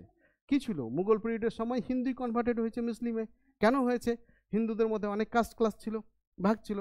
শূদ্র যারা ছিল ভীষণভাবে অপ্রেসড হতো হিন্দুদের, ব্রাহ্মণ থেকে ক্ষত্রিয় থেকে তাদের হাতে। এবার এখনও ইউপি বিহারে তুমি দেখতে যাবে, তুমি ছোট হিন্দু ঢুকবে না, মন্দিরে আসবে না, অনেক কিছু আছে। এই ব্যক্তিটা নিজের আইডেন্টিটি খোঁজার জন্য মুঘল পিরিয়ডের সময় কি করবে, বাঁচার তাগিদে তো ভাবছে এখান থেকে সরে গেলে তাহলে মুঘল, যে আমি মুসলিমই যদি হয়ে যায়, তো মুসলিম হতে গেলে মুসলিমের শাসন আছে, তাহলে যে তো মুসলিমের শাসন আছে, তাহলে আমাকে আর কেউ মারতে পারবে না, ভয় করবে। এবার মুসলিমের দুটো গোষ্ঠী আছে, একটা গোষ্ঠী শাসন করে আর একটা গোষ্ঠী কি করে, ধর্ম প্রচার করে বেড়ায়, তাই না। তাহলে ধর্মপ্রচার ওই সেই শূদ্র মানুষটাই যদি সেই কনভার্ট হয়ে গেল, তো পরের দিনে যে হিন্দুটা চোখ দেখিয়েছিল সে কিন্তু আর দেখাতে পারছে না। বুঝতে পেরেছো? পরের দিনই কিন্তু সে দেখতে জানে যে ওর একটা আইডেন্টিটি হয়ে গেছে, এখন রুলিং ক্লাসের লোক আছে। আমরা সেই সময়ে যখন যেটা দরকার ছিল, কেন আমরা ইংলিশের উপরে অত গুরুত্ব দিলাম? ব্রিটিশ শাসন করছিল বলেই তো ইংলিশ পড়তে গেলাম। তো তখন ফার্সি থেকে শুরু করে এগুলো বেশি গুরুত্ব ছিল, লোকজন জানতো যে একটা কাজ পাবো, ঠিক আছে। তাহলে এই সমস্ত লোকের সেই রকমভাবে এই ব্রিটিশ পিরিয়ডের পরে এই যে খ্রিস্টানটি বিভিন্ন ট্রাইবাল এরিয়াতে দেখবে যে একটা ছোট একটা হিল দেখেছো, একটা হয়তো ক্রস দিয়ে মেরে দিয়েছে ওখানে, যে ওখানে আমরা ফ্রিতে একটা স্কুল করেছি, ভালো, উদ্দেশ্যটা ভালো দেখানোর জন্য ফ্রিতে একটা স্কুল করেছি, কিন্তু কেন এসব কখন পাবে? Whenever you will change your religion, যখন তুমি তোমার ধর্ম চেঞ্জ করবে তখন তোমাকে অন্য বস্ত্র থেকে সমস্ত কিছুর বন্দোবস্ত আমরা মিনিমাম একটা করে দেবো। তো তোমাকে দেখলো কি ওই রকমভাবে যে আস্তে আস্তে একটু দিল, ওই ঠিক বাচ্চা ছেলেকে জুতোর লেস বাঁধা শেখানোর মতো। কেমন করে? যে বাচ্চা ছেলেকে জুতোর লেস বাঁধাতে পারে না, যেই স্কুল যাওয়ার সময় হচ্ছে তখনই পা বেরিয়ে এগিয়ে দিয়ে দিচ্ছে মাকে, যে মামা স্কুল যাবো, জুতোর লেসটা বেঁধে দাও। তো জুতোর লেস যখন বেঁধে দিচ্ছে, মামা ভাবছে শিখাবো কি করে। তাই বলছে প্রতিদিনই বলা হচ্ছে ওকে যে তুমি যতদিন নিজে, ওর স্কুলের টিফিন 2 টাকার দরকার ওকে 1 টাকা পায়, বা 4 টাকার দরকার 2 টাকা পায়, বলছে তোমাকে 2 টাকা করে বেশি দেবো প্রতিদিন যদি তোমার নিজের আমি দেখো, তুমি দেখো ভালো করে কি করে আমি লেসটা বাঁধছি, বেঁধে নিচ্ছি। এবার 1 দিন 2 দিন দেখিয়েছে, শিখিয়েছে, 3 দিন ও খুব প্রয়াস করেছে, কারণ 2 টাকার টিফিন বেশি পাবে, বন্ধুদের সঙ্গে টিফিন করতে পারবে। তো এই 2 টাকা বেশি পাওয়ার জন্য খুব সুন্দর করে পারফেকশন মা দেখেছে, যেদিন খুব পারফেক্ট বেঁধে নিয়েছে, আর 1 সপ্তাহ দেখেছে 4-5 দিন খুব সুন্দর ভালো করে জুতোর লেসটা বাঁধতে শিখে গেছে, সেই দিকে উজ্জ্বল করে দিয়েছে। আর পয়সা কিসে? ঠিক আছে, আর তো পয়সা নেই, মানে পয়সা এবারে কি হলো, ও জুতোর ফিতে বাঁধা শিখে গেল, তাই না? জুতোর ফিতে বাঁধা তো শিখে গেল, এবার বাচ্চা তো আর টাকাও পাচ্ছে না, কিন্তু ফিতা তো বাঁধতেই হবে, তাই না? জুতোর ফিতা তো নিজেই বাঁধতে হবে। তো এই করতে কি হলো, কিছু ওই মানে প্রলোভন দেখিয়ে, কিছু সেই যে মানে তোমার রিওয়ার্ড দেখিয়ে কাজটা তাকে শিখিয়ে দেওয়া হলো। তো সেই রকমভাবে প্রথমে তোমাকে ট্রাইবেলও হও, তুমি ট্রাইবেল আছো, তুমি এই হয়ে যাও, ক্রিশ্চান হয়ে যাও, বা তোমাকে এটা দিচ্ছি ওটা দিচ্ছি, স্কুলে ভর্তি করে দেবো, বই খাতা থেকে শুরু করে আমরাও পড়াবো, এ করবো, বাস ওখানে একটু রিলিজিয়ান জ্ঞান দিয়ে দিলাম, সমস্ত কিছু করে দিলাম, আস্তে আস্তে তোমার মাথাতে ঢুকিয়ে দেওয়া হলো যে খ্রিস্টান is great in the world. ঠিক আছে, তারপরে কি হলো, তুমি এটা শিখে গেলে, একটা বয়স যখন হচ্ছে, আর এমনি তোমার সমস্ত কিছু উজ্জ্বল হয়ে গেছে, আর তোমাকে খেটেই খেতে হচ্ছে, কিছু খেটেই খেতে হবে। তো এই স্কুলে ফিসটা ছিল সেটা হয়তো ছেড়ে দিয়েছে, সেটা সরকার ওপর থেকে, আমেরিকা সেখান থেকে ছাড় দিচ্ছে, সব কিছু করছে যে করো এইভাবে। তো এই কথা হচ্ছে যে এই যে কুকিজো কমিউনিটি, চাইনিজ ওকে হেল্প করছে, তার এই কমিউনিটির উপরে যদি কমান্ড আমেরিকান সরকারের কোনোভাবে না থাকে, কোনো কারণে আমরা দেখাতে পাচ্ছি, দেখতে পাচ্ছি না, তাহলে এরা খ্রিস্টান কি করে হবে? কার বেশে হবে? ইটালি এখানে খ্রিস্টান করতে আসবে? তাহলে খ্রিস্টানকে প্রমোট করার জন্য বিশ্বে একজনের ঠিকাদার আছে, সেটা হচ্ছে তোমার ইউএসএ। তাহলে এই কমিউনিটি পুরোটাই হচ্ছে খ্রিস্টান। তো যা এই যে, তো এটার পিছনে যখন দেখা গেল যে চাইনিজ একে, আর ওরা ব্রিড হচ্ছে কি, ব্রিড হচ্ছে মঙ্গোলিয়ান, তাহলে ওকে হেল্প করছে কে? চাইনিজ। তো চাইনিজ ইন্টারন্যাশনাল একটা বড় ফ্যাক্টর দেখছে ভারতবর্ষকে কার্ভ করার জন্য, ভারতের পাওয়ারকে। ইন্টারন্যাশনাল পলিটিক্স খুব কমপ্লেক্স, মানে একদম স্পাইডার্স ওয়েবের মতো, কোথায় মানে কোথায় কি দিলে, মানে দের is no permanent foe, there is no permanent friendship in international relationship. Relationship among nations is changing depending on interest. না হলে দ্বিতীয় বিশ্বযুদ্ধের ক্ষেত্রে দুই রকম মেরুর লোক, একটা হচ্ছে লিবারালিজম ক্যাপিটালিজমকে প্রমোট করে ইউএসএ, আর একটা হচ্ছে কমিউনিজমকে প্রমোট করে ইউএসএসআর, প্রমোট করে, এরা একসাথে হয়ে বিশ্বযুদ্ধ লড়ে নিল, তাদের ইন্টারেস্ট স্টেক হয়েছিল, প্রবলেম হয়েছিল। ঠিক আছে, তাহলে এই ইন্টারন্যাশনাল ফ্যাক্টর হিসাবে চাইনাজ বহুদিন ধরে তাদের সাপোর্ট করে আসছে, সব কিছু দিয়ে আসছে। সে চাইনা যে মানে ভারতবর্ষ একটা সমৃদ্ধি বা ভালো জায়গাতে যাক, সে ভারতবর্ষকে কীভাবে ডেস্ট্রয়েস্ট করতে হবে, কীভাবে চারিদিক থেকে ঘেরতে হবে, তার বড় একটা প্ল্যান চাইনিজের কুকি আর্মি আর মিজো আর্মিদের রেভলিউশনারি গ্রুপের উপর তারা একটা খরচা করে, মানে সমস্ত ফান্ড থেকে শুরু করে সব কিছু তারা সাপোর্ট করে। ঠিক আছে, অ্যান্টিসিডেন্টসগুলো আমি বললাম, 7th মে কী হয়েছিল, 2nd ফেব্রুয়ারি কী হলো, ওই যেখান থেকে ঝামেলাটা শুরু হলো আর কি, চাঁদপুর থেকে মণিপুর ক্যাবিনেট ডিসিশন নিল, সেভারাল মণিপুর অর্গানাইজেশন। এর মধ্যেখানে কি হয়েছে, ওখানে ঝগড়া ঝামেলা চলছে, দিল্লিতেও ডেমনস্ট্রেশন হচ্ছে, দিল্লিতেও মণিপুরে মেইতাই কমিউনিটি ডোমিনেট মানে অর্গানাইজেশন এ করছে, আর কি বলে যেন কুকিরাও সেখানে, সবাই তো ছাড়িয়ে ছিটিয়েছে। তাহলে মেইতাই যে শুধুমাত্র মণিপুরেই আছে তাই নয়, মণিপুরের সেভেন সিস্টার্স স্টেটের মধ্যে একটা স্টেট অরুণাচল প্রদেশ বাদে আর কি, অরুণাচল প্রদেশ ছাড়া বাকি সবটা স্টেটেই কিন্তু কিছু না কিছু মেইতাই কমিটির লোক আছে, কুকিরাও সেরকম আছে, একটু একটু করে আছে। তো এরা সবাই আবার দিল্লিতেও আছে, তাহলে কুকিরাও ওখানে আন্দোলন করছে, বলছে we are Indian, we are not foreigner. ওই যে কুকিরা ওই যে আস্তে আস্তে ইম্ফল ভ্যালিতে ঢুকে গেল, তারপর দিল্লি পর্যন্ত পৌঁছে গেল, যে ট্রাইবাল গ্রুপটা আর কি আস্তে আস্তে শিক্ষার মান আস্তে আস্তে মানে শিক্ষা টিক্ষা গ্রহণ করে। তো ওরা বলছে উই আর ইন্ডিয়ানস, হ্যাঁ আমাদের ওই রকমভাবে দেখবেন না যে আমরা মানে বাইরে থেকে এসেছি ইন্ট্রুডার্স, এই সমস্ত কিছু, আমরা ইন্ডিয়ানস, আমরা যাতে সমস্ত কিছু রাইট পাই, সব থেকে আমাদের ট্রাইবাল ল্যান্ড যাতে আমাদের কাছ থেকে না ছিনে নেয়, তার জন্য ভারত সরকার একটা বন্দোবস্ত করবে, আর আমাদের একটা সেপারেট অ্যাডমিনিস্ট্রেশন দিন। মানে সেপারেট অ্যাডমিনিস্ট্রেশন। কেন এই রিসেন্ট এখন বলছে, এখন ওটা 10 জন এমএলএর মধ্যে 8 জন এমএলএই হচ্ছে বিজেপির। 8 জন এমএলএই মিলে বলছে এখন যে বিজেপির এমএলএ বলছে যে মেইতাই কমিউনিটির সাথে আমরা আর সরকার চালাতে পারবো না, ওদের সাথে সরকারের থাকা মানে আমাদের সুসাইড করার মতো বরাবর আর কি।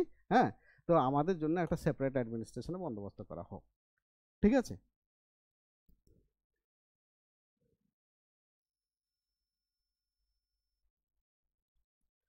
গভর্নমেন্ট রেসপন্স আমি বলে দিলাম যে সরকারের রেসপন্স।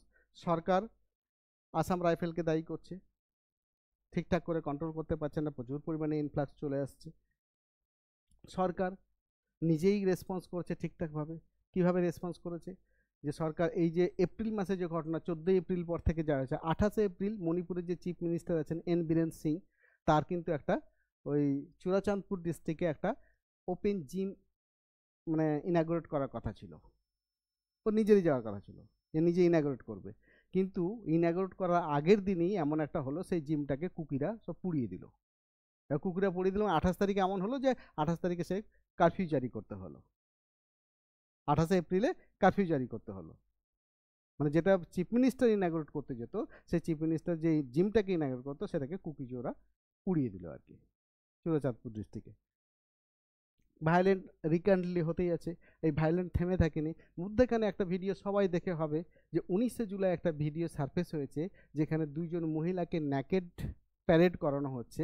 ঠিক আছে, কিছু লোক পিছনে হাঁটছে এবং ন্যাকেড প্যারেড করা হয়েছে এবং তাদের সেক্সুয়ালি অ্যাসেল্ট করা হয়েছে। একজন হচ্ছে 40 বছর বয়সের আর একজন হচ্ছে 20 বছর বয়সের। সেটা খুব হেইনাস ক্রাইম, মানব সভ্যতার মধ্যে এরকম মানুষের সাথে করা উচিত নয় আর কি। এবং তাদের একজনের মানে বাবা এবং ভাই দুজনকে মারা হয়েছে।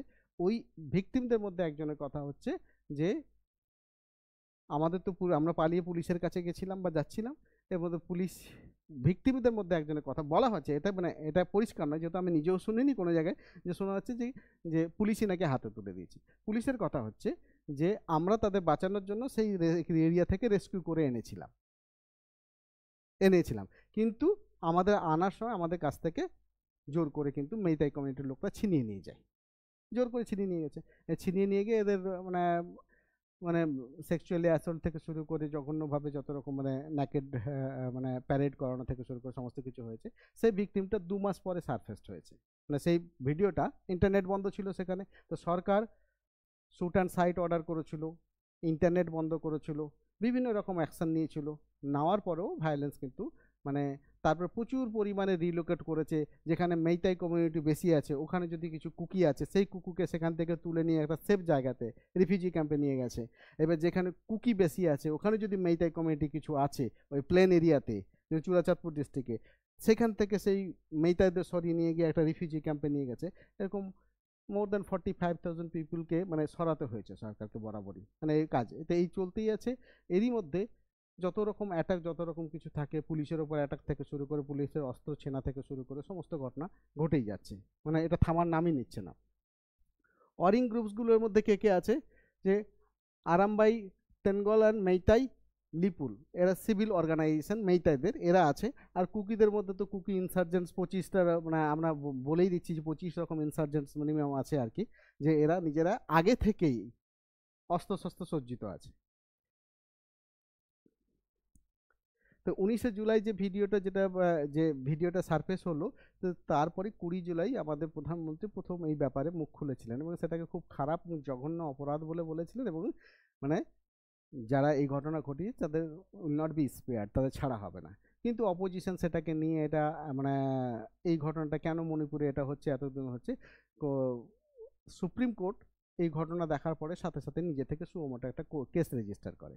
কেস রেজিস্টার করার পরে সেখান থেকে বিভিন্ন ইনভেস্টিগেশন সমস্ত কিছু চলে, পুলিশ এফআইআর থেকে শুরু করে। পুলিশের 0 এফআইআর করা দরকার ছিল, সেটা পুলিশ করেনি, এই সমস্ত কিছু করতে 14 দিন দেরি করেছে, এই সমস্ত কিছু।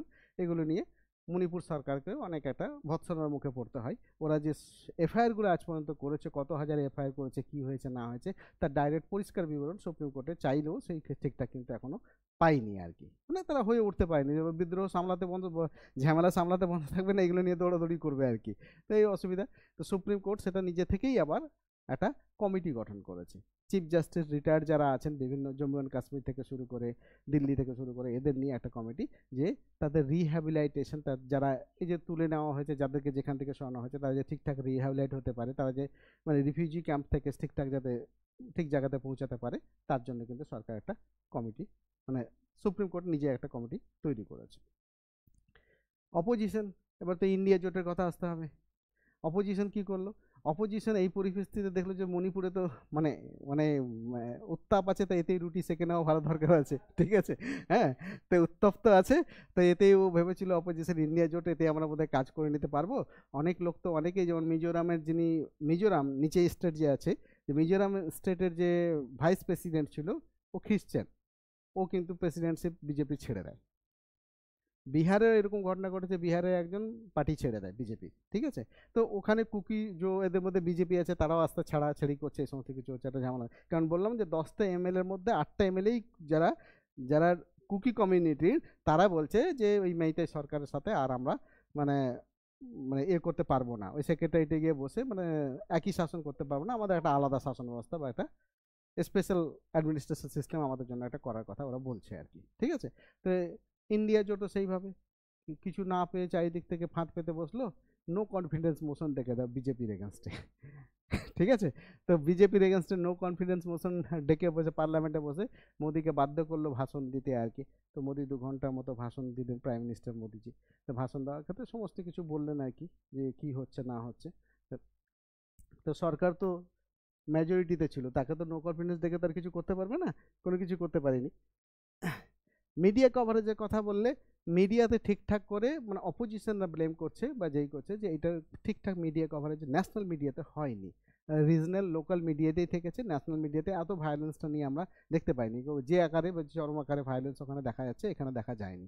এটা একটা ব্লেম অপোজিশনরা এরকম দিচ্ছে। Response from various sources, chief minister নিজেই রেসপন্স করেছেন। কি বলছেন চিফ মিনিস্টার? যে এটা দুটো গ্রুপের মধ্যে একটা মিসআন্ডারস্ট্যান্ডিং, আর বড় একটা ইন্টারন্যাশনাল ফ্যাক্টর চাইনিজ একটা হাত আছে, ঠিক আছে। প্রচুর পরিমাণে কুকিদের ইনফ্লাক্স এই মায়ানমার বর্ডারে, এরকম সিভিল ওয়ার সিন স্টেটে হয়ে যাওয়াতে, তো সিন যে প্রভিন্স আছে তা পুরোটাই হচ্ছে, বেশিরভাগ মেজরিটি হচ্ছে কুকি কমিউনিটি। তা তারা যুদ্ধ করছে মায়ানমার মানে মিলিটারির সাথে, এবং তারাই সেখান থেকে প্রচুর পরিমাণে কিন্তু ভারতবর্ষে ঢুকে পড়ছে, ঠিক আছে। আর ইন্টারন্যাশনাল চাইনিজ রেসপন্স, চাইনিজ যে হাত আছে সেই হাতটার কথা তারা বলছে।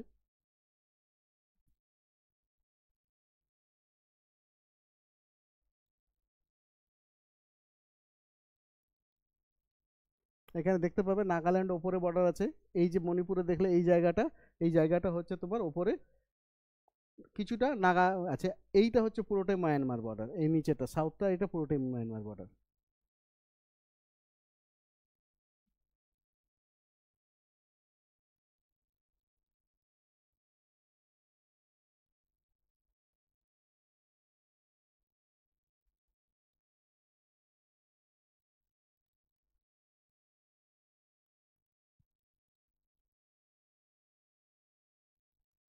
এখন সেটা রিসেন্ট যেটা ঘটনা ওখানে দাঁড়িয়েছে, এই আন্দোলন মানে এই জায়গাটা, যে মিজো কমিউনিটি, মেইতেই কমিউনিটির লোকরা দিল্লিতে যেটা মানে আন্দোলন করছে বা দেখাচ্ছে জান্তার মান্তারে বসে, যে আমাদের 1991 সাল থেকে যে ন্যাশনাল পপুলেশন রেজিস্টার এনপিআর আছে, সেই অনুযায়ী যারা ভোটাধিকার, যেখানে এখানকার যাদের লিগ্যাল রাইটস আছে তাদের ভোটাধিকারে রাখা হোক, বাকিদের নয়।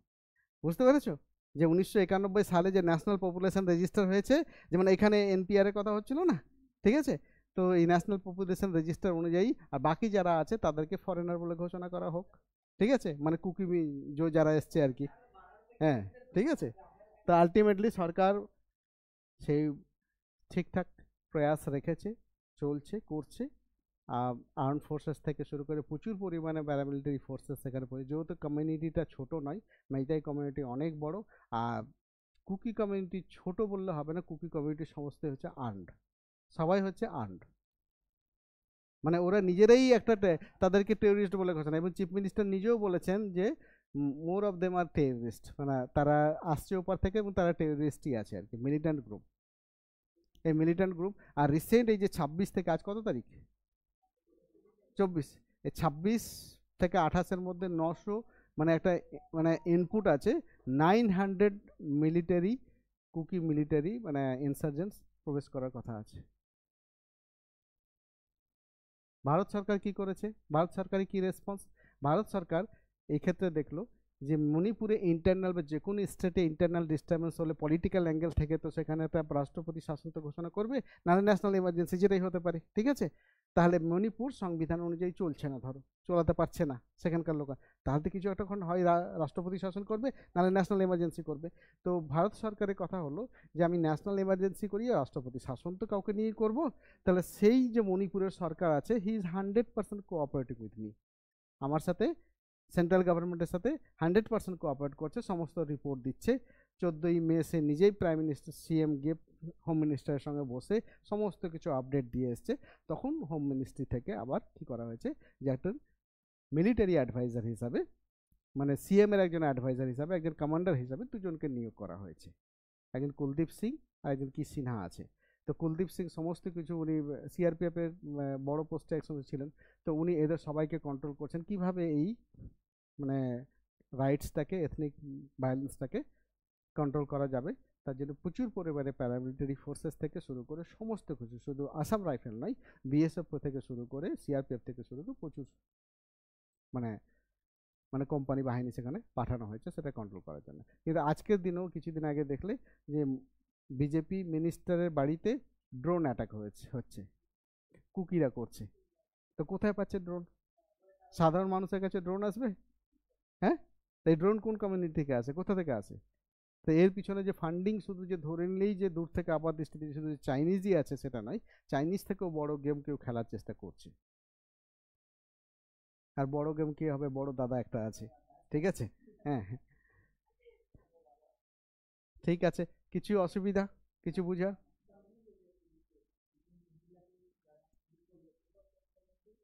কুকি কমিউনিটি, ওরা ভিকটিমটা কুকি কমিউনিটি। হ্যাঁ, করেছে মেইতাই কমিউনিটি। হ্যাঁ, করেছে মেইতাই কমিউনিটি। হ্যাঁ হ্যাঁ হ্যাঁ। তো সেইটা সেই ক্ষেত্রে মানে এটা বরাবরই ওখানে পুলিশের সংখ্যা কত, পুলিশ থামবে কত, ঠিক আছে? মানে এইবার এই যে বিভিন্ন অর্গানাইজেশন, তার থেকে আরেকটা জিনিস যেটা ছুটে গেছে বলতে, এই যে কুকি রিবেলিয়ন কথাটা ব্যবহার করেছি না, 1917 থেকে 1919 সালে এই কুকি রিবেলিয়নে 100 বছর পূর্ণ হয়ে গেছে, তাই না? তো ওরা এই কুকি রিবেলিয়নটা একটা ছোটোখাটো একটা বিদ্রোহ ছিল ব্রিটিশ সরকারের বিরুদ্ধে। আর ওই কুকি রিবেলিয়নের থ্রু এমন করে দমনপূর্ণ নীতি অবলম্বন করেছিল যে পুরো হিল এরিয়া থেকে শুরু করে এবার সবাই ব্রিটিশ সরকার আনন্দে চলেছে। এই 100 বছর হওয়ার পরে কুকিরা এটা এমন করে সেলিব্রেট করেছে, এটার নাম দিয়েছে অ্যাংলো কুকি ওয়ার। ওরা দিয়েছে অ্যাংলো কুকি ওয়ার, মানে ব্রিটিশদের সঙ্গে কুকিদের যুদ্ধ ঘোষণা, ঠিক আছে? এটা রিবেলিয়ন ছিল। তো ওরাকে ভারত, তো কুকি কি ভারত স্বাধীন করার জন্য, ব্রিটিশকে সরানোর জন্য এই প্রোগ্রাম, তাহলে এই ওয়ার যে এইটা কিন্তু মেইতাই কমিউনিটি সেলিব্রেট করেছে 2019-এর পর থেকে সেলিব্রেট করছে বিভিন্ন জায়গাতে, তারা বড় বড় ওয়ার মেমোরিয়াল তৈরি করেছে। আর কিছু কুকি তো এখন চলে এসছে তোমার ওই যে প্লেন এরিয়াতে, তো কিছু চলে এসছে, এবার সেই হয়তো দেখা গেল প্লেন এরিয়াতে বসবাস করছে, ওই হয়তো পুলিশের মতো ধমকি দিচ্ছে, আমার পিছনে মিলিটারি আছে, কালকে এসে মেরে দেবো, ঠিক আছে? আর সাধারণ মানুষ কোথা থেকে মিলিটারি, ও তো সাধারণ চলছে। তো এগুলো অত্যাচার দিনের পর দিন বেড়েছে কুকিদের, মানে কুকি এখানে মেইতারি ডোমিনেটেড আছে, কুকি ওখান থেকে এসে বলছে হিলে তো আমার ওখানে পোস্ত চাষ হচ্ছে, আর মানে আর আমার তো ইনসার্জেন্ট বসেই আছে, সমস্ত অস্ত্র বসেই আছে, তো তোমরা তোমরা তো ডিজারাম আছো। তো ডিজারাম থাকলে কখন রাতে মেরে, যেমন যেমন সাধারণত মাওবাদীদের কাউকে ঘোষণা করলো যে দিনের বেলা কেউ বদমাশি করেছে, রাতের বেলা মাওবাদী জঙ্গল থেকে এসে তুলে নিয়ে চলে গেল, তাই না? এবার সেই জন্য মানুষ ভয় বুঝতে পারে না যে ও মাওবাদী কিনা, সে পুলিশকেও ইনফর্ম করার ক্ষমতা রাখে না, বাবা যদি আমি বলতে গিয়ে আমাকে তুলে নিয়ে চলে যায়, ঠিক আছে? তো সেই রকমভাবে মেইতাই কমিউনিটির ক্ষেত্রে এটাও একটা বড় ভয় হয়ে গেছে যে কিছু কিছু কুকি ওই ইম্পেল ভ্যালিতে সবাই নিজেদের বড় বাড়ি করে তুলেছে। এবার সবাই যখন বাড়ি করেছে এখানে ওখানে, এবার ওকে দেখে সবারই একটা মনের মধ্যে, ওকে মাইনরিটি দেখলে তো হবে না, ভয় তো থাকছেই। তাহলে কিছুদিন তো ভয় তো দেখিয়েছে রে বাবা, না হলে ওকে মারতে যাবে কেন? হ্যাঁ, ও ভয় দেখিয়েছে যে ওর কাছে বড় বড় ইনসার্জেন্ট গ্রুপ আছে, সমস্ত কিছু আছে। এবার সেখান থেকে ওরই সোর্স থেকে ট্রাইবালদের সঙ্গে কীভাবে জড়িত হচ্ছে, ওদেরই সোর্স থেকে তোমরা ইনভেস্ট করো, ওখানে পোস্ত লাগানো হচ্ছে বা কিছু হচ্ছে, মানে এখানে পপি কাল্টিভেশন হচ্ছে, তো এদের সোর্স দিয়েই হয়েছে সমস্ত কিছু। বলো তোমার কোশ্চেন কি ছিল? হুম,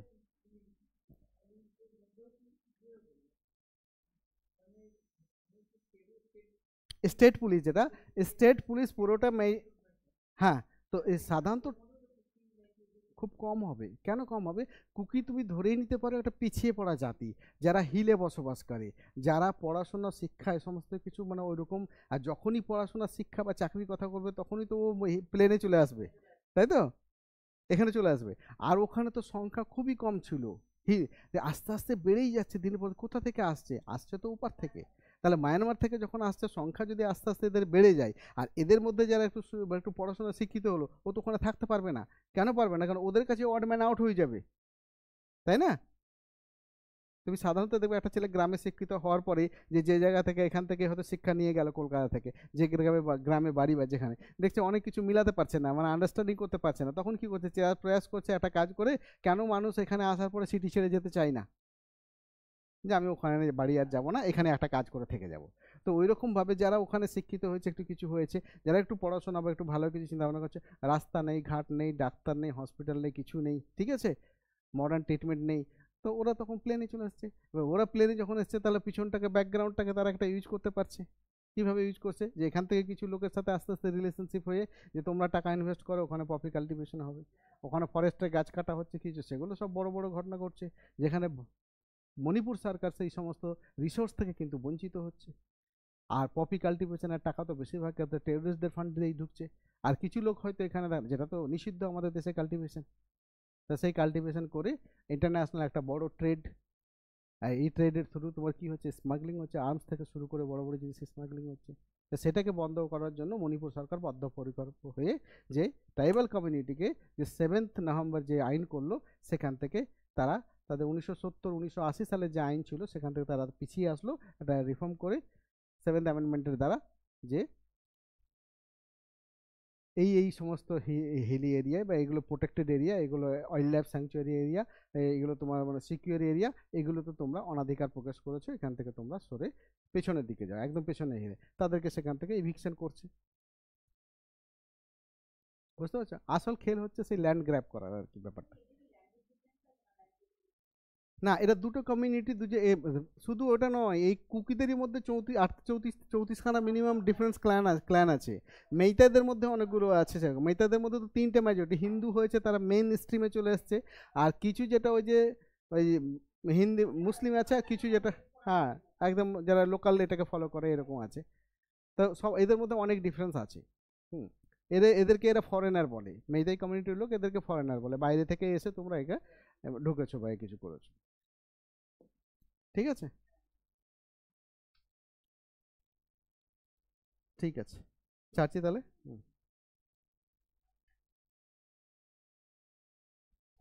কোনো কোশ্চেন আছে বলো, কারো